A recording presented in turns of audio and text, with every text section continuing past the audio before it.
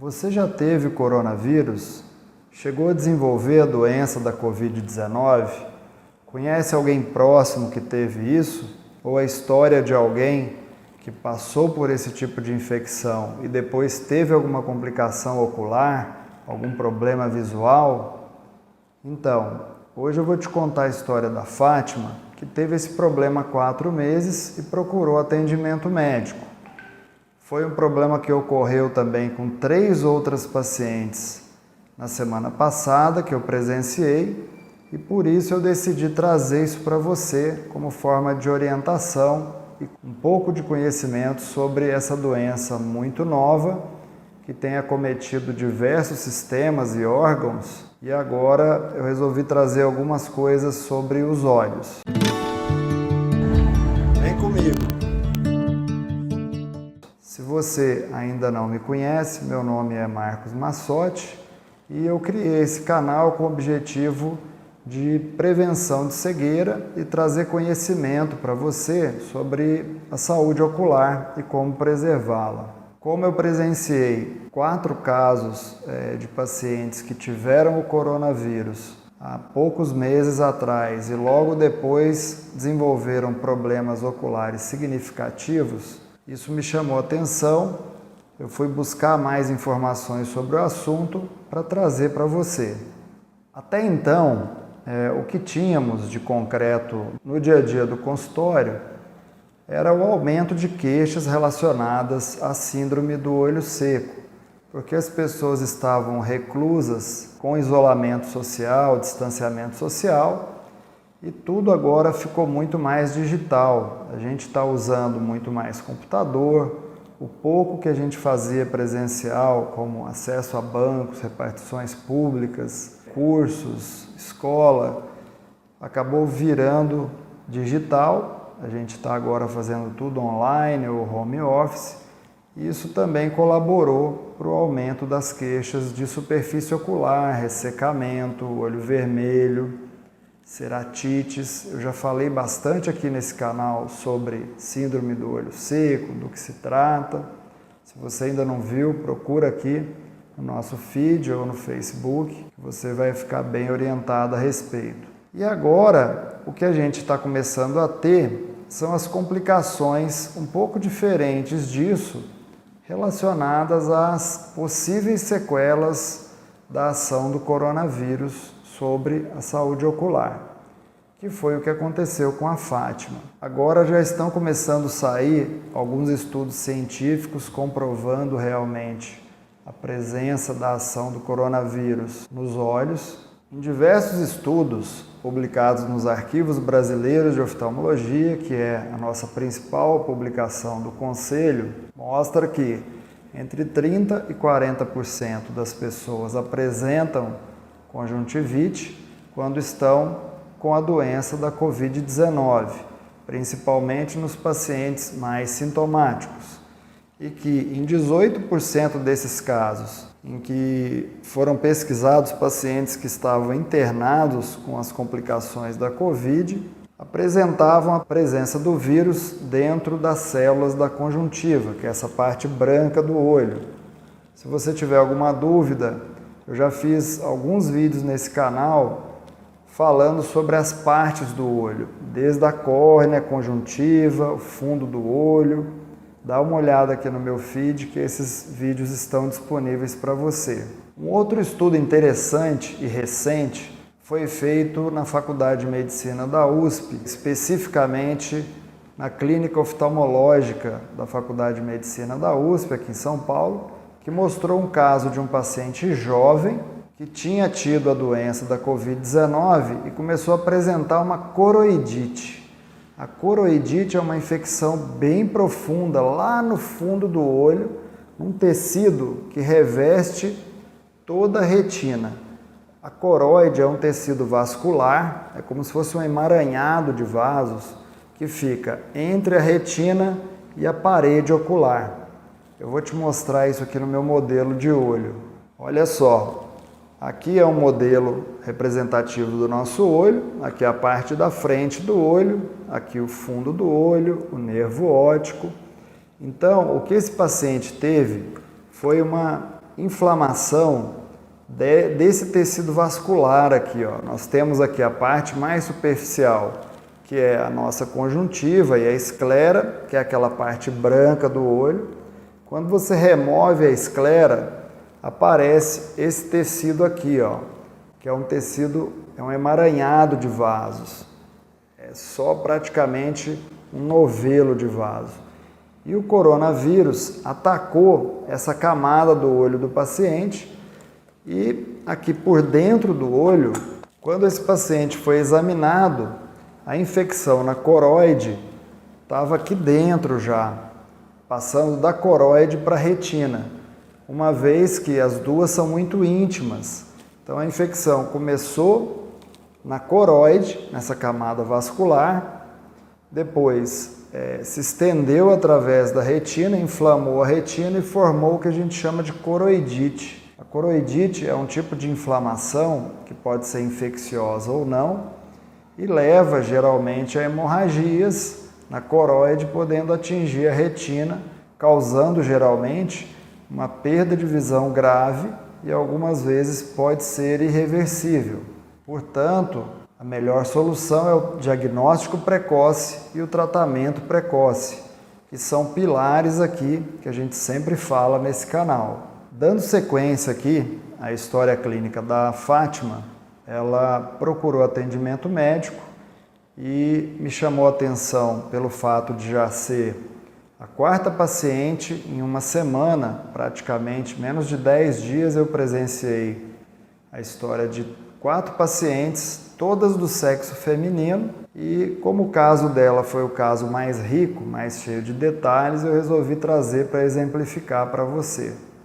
Lembrando que esse nome é um nome fictício, para a gente preservar a identidade da paciente, e eu vou te contar aqui como é que desenrolou. Trata-se de uma paciente de 39 anos, que já era paciente da clínica há uns 5 anos, e nos últimos 2 anos ela vinha mantendo um quadro estável, de visão boa, sem uso de óculos, e apresentava apenas meio grau. Ela relata que há 4 meses foi contaminada pelo coronavírus, desenvolveu a doença da Covid-19, não teve nenhuma complicação grave, ela não chegou a ser internada. Teve aqueles sintomas clássicos e muito intensos de perda de olfato e paladar, e que depois que melhoraram esses problemas do olfato e paladar, ela começou a perceber que a visão dela não estava mais nítida como antes. Ela não conseguia enxergar muito bem, nem de perto nem de longe, tinha um cansaço precoce da visão e ficou preocupada com isso e veio procurar atendimento médico. Chegando na clínica, como a gente tem aqui um protocolo de atendimento que é o check-up oftalmológico, a gente não faz só o exame do óculos, a gente costuma fazer um exame bem detalhado e submete o paciente a diversos exames complementares para tentar esclarecer a causa da doença, tentando responder à queixa daquele paciente e propor um plano de ação o mais precoce possível. E assim foi feito. Eu percebi que essa paciente tinha uma perda de 40% de visão aproximadamente sem óculos. Quando a gente foi submetê-la ao exame de grau do óculos, ela tinha 2 graus de miopia, sem a dilatação pupilar, que a gente chama de exame dinâmico. O exame de refração dinâmica, geralmente em pacientes adultos, a gente faz antes da dilatação e mede o grau desse paciente para ver como que ela fica em situação normal do dia a dia. E ela manifestou uma miopia de 2 graus.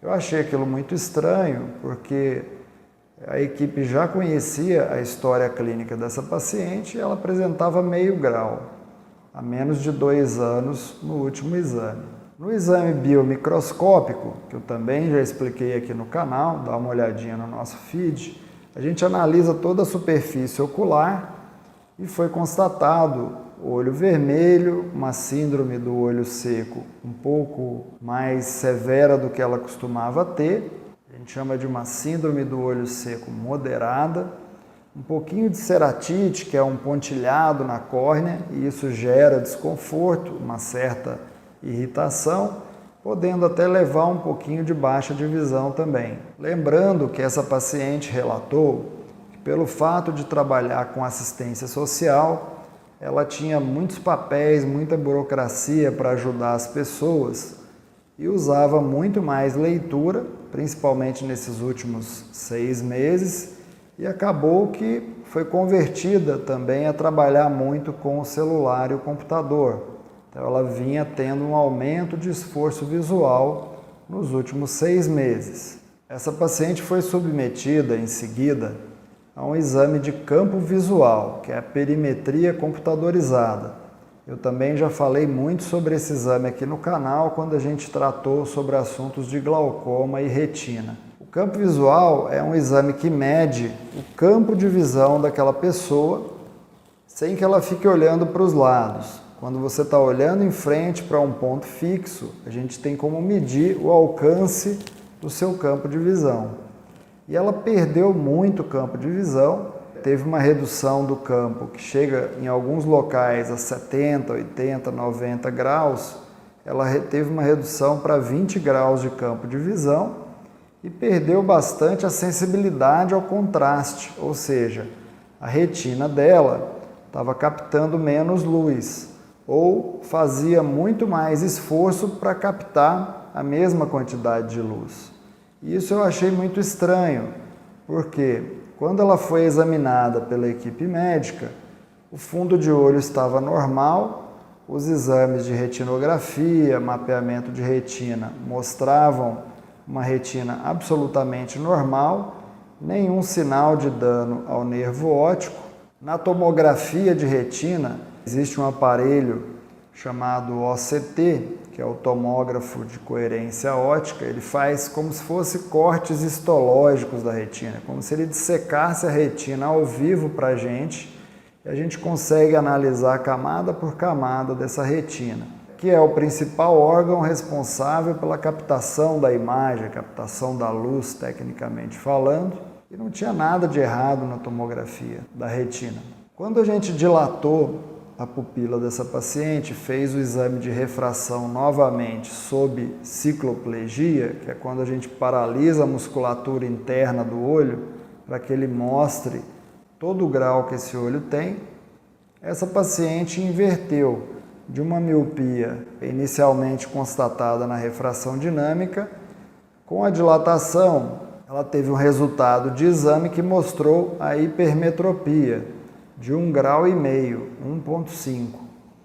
Então isso justificava a baixa de visão para perto. O que a equipe concluiu foi que ela vinha se aproximando dos 40 anos, que é um período em que a gente começa a perder a nossa acomodação ou a focalização, falando numa linguagem didática, né? Que é o mecanismo que o nosso olho tem para fazer o zoom para a leitura para perto. Quando a gente se aproxima dos 40 anos, a gente começa a ter um certo cansaço visual e temos um pouco de dificuldade para a visão de perto. E isso já é uma doença chamada presbiopia, quando a gente perde o nosso poder de focalização para perto.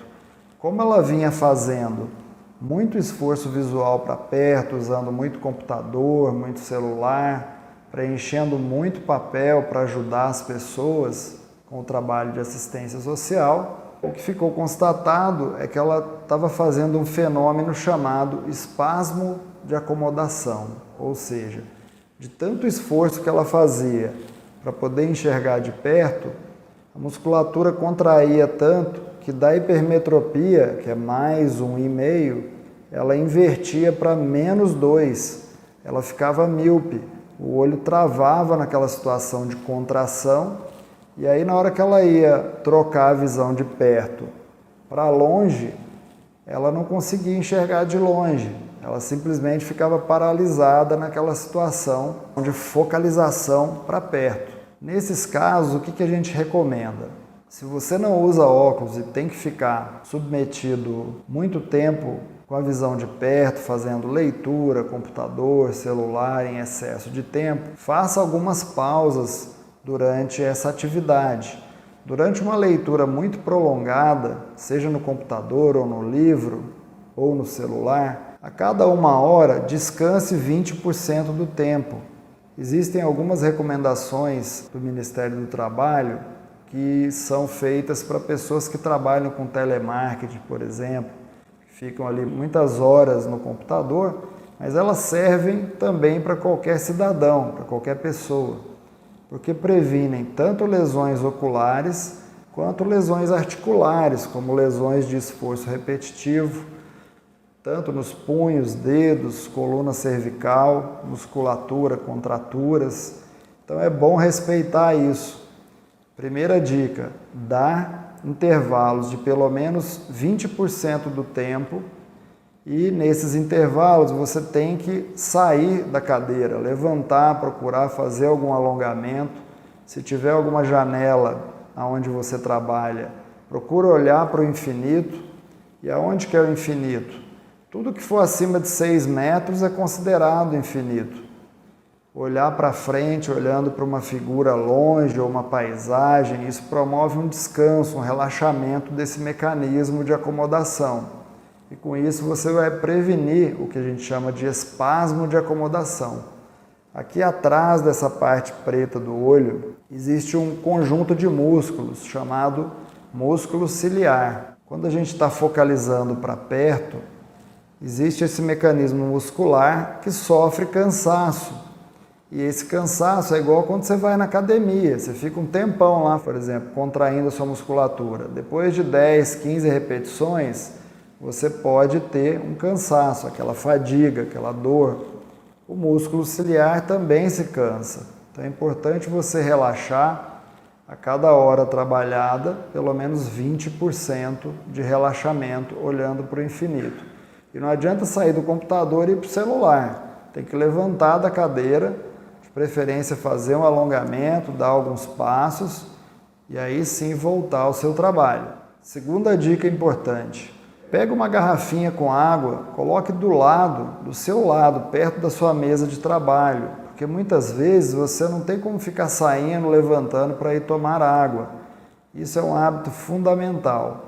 Depois que você colocar essa garrafinha do seu lado, você cria o hábito de beber água várias vezes durante a atividade. Terceira dica importante, tenha do seu lado, do lado do seu computador, na sua mesa de trabalho ou na sua mesa de leitura, um colírio lubrificante, de preferência prescrito pelo seu médico oftalmologista.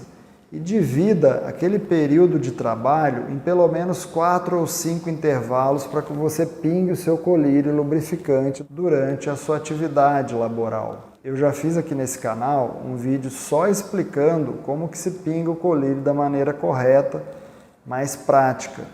Porque um dos grandes problemas que nós temos é que o paciente às vezes não consegue utilizar a medicação de uma maneira adequada, desperdiça o remédio e também não tem o efeito desejado, tanto por eles quanto por nós médicos.